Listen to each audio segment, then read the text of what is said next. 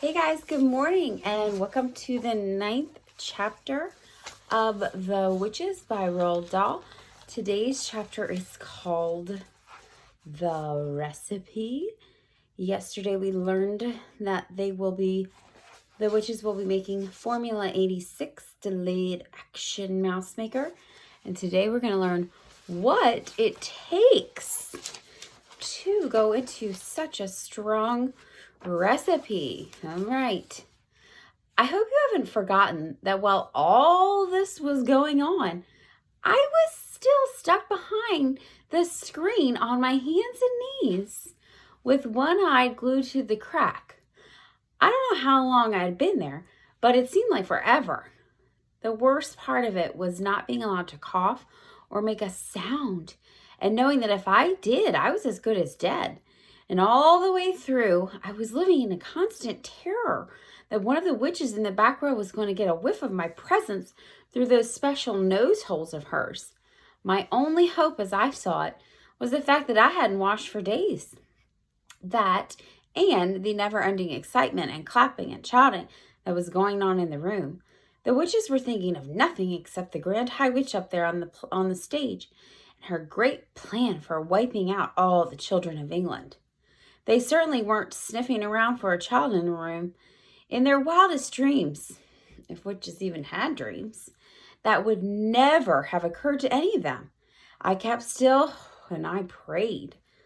The Grand High Witch's dreadful gloating song was over now, and the audience was clapping madly and shouting, "Brilliant! Sensational! Marvelous! You're a genius, oh brainy one! It is a thrilling invention, this delayed action mouse maker. It's a winner! And the beauty of it is that the teachers will be the ones who bump off the sticky little children. It won't be us doing it. We shall never be caught." "Witches are never caught," snapped the Grand High Witch. "Attention, now! I want everyone's attention I am about to be telling you what you must do to prepare Formula 86 Delayed Action Mouse Maker." Suddenly, there came a great gasp from the audience. This was followed by a hubbub of shrieking and yelling, and I saw many of the witches leaping to their feet and pointing at the stage and crying out, "Mice! Mice! Mice! She's done it to show us the brainy one has turned two children into mice, and there they are!" I looked toward the stage. The mice were there all right, 2 of them running around near the Grand High Witch's skirt. But these were not field mice or house mice or wood mice or harvest mice. They were white mice. I recognized them immediately as being my own William and Mary. "Mice!" shouted the audience. "Our leader has made mice to appear out of nowhere. Get the mouse traps. Fetch the cheese." I saw the Grand High Witch peering down at the floor and staring in obvious puzzlement at William and Mary. She bent lower to get a closer look. Then she straightened up and shouted, "Quiet!" The audience became silent and sat down. "These mice are nothing to do with me," she shouted. "These mice are pet mice. These mice are quite obviously belonging to some repellent little child in the hotel. A boy it will be for a certainty, because girls are not keeping pet mice." "A boy!" cried the witches. "A filthy, smelly little boy! We'll swipe him, we'll swizzle him, we'll have his stripes for breakfast." "Silence!" shouted the Grand High Witch, raising her hands. "You know perfectly well you must do nothing to draw attention to yourselves while you are in the hotel. Let us all, by all means, get rid of this evil-smelling little squirt. But we must do it as quietly as possible, for are we not all of us the most respectable ladies of the Royal Society for the Prevention of Cruelty to Children?" "What do you suggest then, oh brainy one?" they cried out. "How shall we dispose of this small pile of filth?" "They're talking about me," I thought. These females are actually talking about how they're going to kill me. I began to sweat. Whoever he is not important, announced the Grand High Witch. Leave him to me. I shall smell him out and turn him into a mackerel and have him dished up for supper.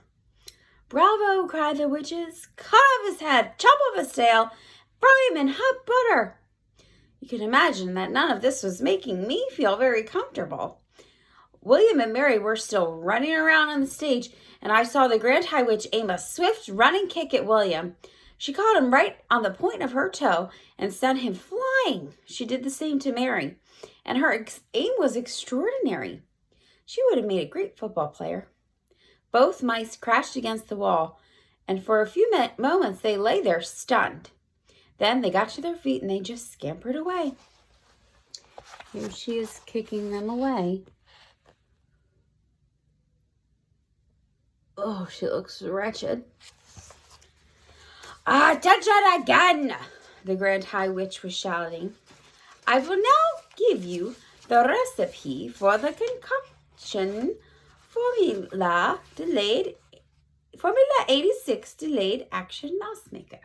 Get out pencils and paper. Handbags were opened all over the room and notebooks were fished out. Give us the recipe, oh Brady one, cried the audience impatiently. Tell us the secret. First, said the Grand High Witch, I had to find something that would cause the children to become very small, very quickly. And what was that, cried the audience. That part was simple, said the Grand High Witch. All you have to do, if you're wishing to make a child very small, is to look at him through the wrong end of a telescope. What a wonder, cried the audience. Who else would have thought of a thing like that?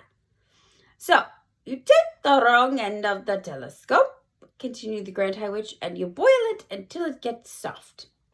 How long does that take? They asked her. 21 hours of boiling, answered the Grand High Witch.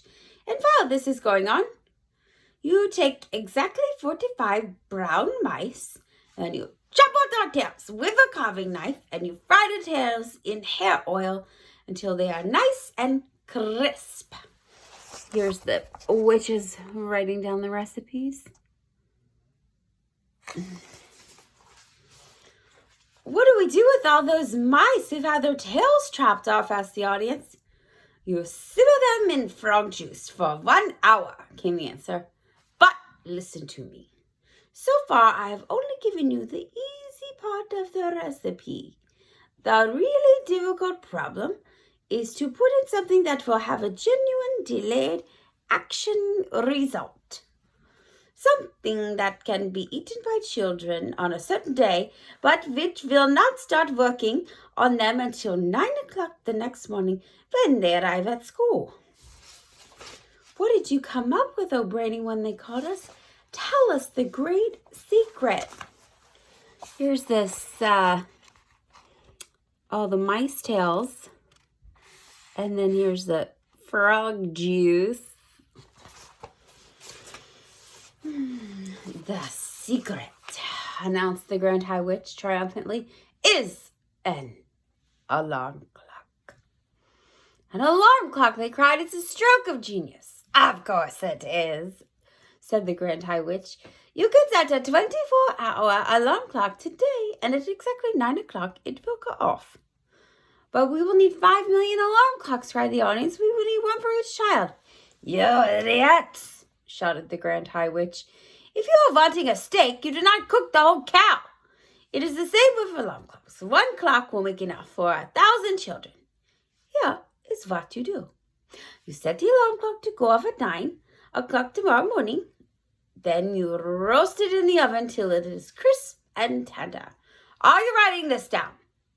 We are, your Grandness, we are, they cried. Next, said the Grand High Witch, you take your boiled telescope and your fried mouse tails and cooked mice and your roasted alarm clock, and all together you put them into the mixer. Then you mix it at full speed. This will give you a nice thick paste. While the mixer is still mixing, you must add it to the yolk of 1 Gruntle's egg. A Gruntle's egg, cried the audience. We shall do that. Underneath all the clamor that was going on, I heard one witch in the back row saying to her neighbor, I'm getting a bit too old to go bird's nesting.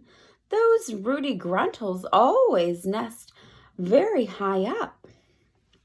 So, you mix in the egg, the Great High Witch went on, and one after the other, you also mix in the following items. The claw of a crab cruncher, the beak of a blabbersnitch, the snout of a grubble squirt, and the tongue of a cat springer. I trust you are not having any trouble finding those. Oh, none at all, they cried out. We will spear the blabbersnitch and trap the crab cruncher and shoot the grubble squirt and catch the cat springer in his burrow. Excellent, said the Grand High Witch. All right, alarm clock, telescope, Gruntle's egg, and this is the claw of a crab cruncher. This is the beak of a blabbersnitch. Here is a snout of a grubble squirt. Here is a tongue of a cat springer. So all of these items in the recipe. Ugh. When you have mixed everything together in the mixer, you will have the most marvelous cookie-looking green liquid. Put one drop, just one titchy droplet of a liquid into a chocolate or sweet. And at 9 o'clock the next morning, the child who ate it will turn into a mouse in 26 seconds. But one word of warning. Never increase the dose. Never put more than one drop into each sweet or chocolate. And never give more than one sweet or chocolate to each child. An overdose of delayed action mouse maker will mess up the timing of the alarm clock and cause a child to turn into a mouse too early. A large overdose might even have an instant effect. And you wouldn't want that, would you? You wouldn't want the children turning into mice right there in your sweet shop. That would give the game away. So, be very careful. Do not cause the overdose. The next chapter is called Bruno Jenkins Disappears. Dun, dun, dun. All right, I wonder what's going to happen. I guess we'll see tomorrow. Bye, guys.